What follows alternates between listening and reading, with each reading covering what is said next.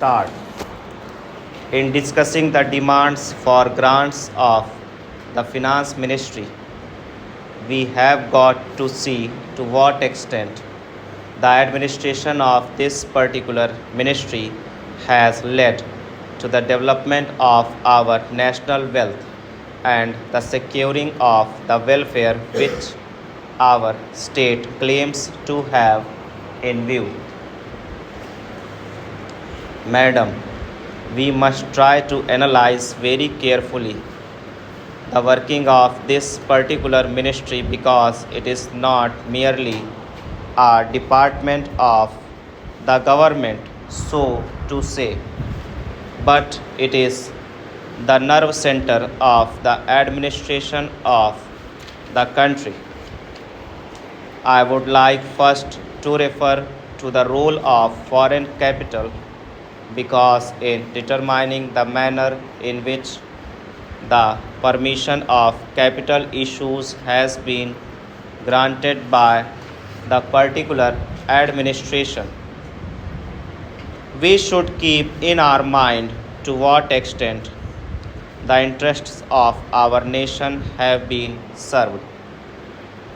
I fully endorse the statement which the previous speaker has made so far as repatriation of the investments made by foreigners and of profits are concerned.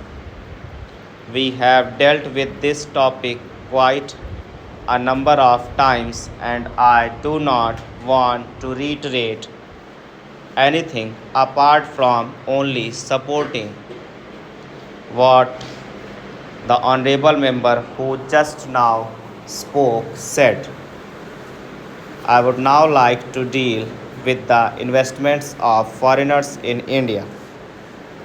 Madam, the government of our country accepted the proposition that in allowing foreign investment, it should come in only in such industry and such form of production wherein our national investors will not come forward and in which technical skill is wanted. There is also one other factor which the industrial policy of our government of 1948 as adumbrated further in 1949 by the Prime Minister laid down.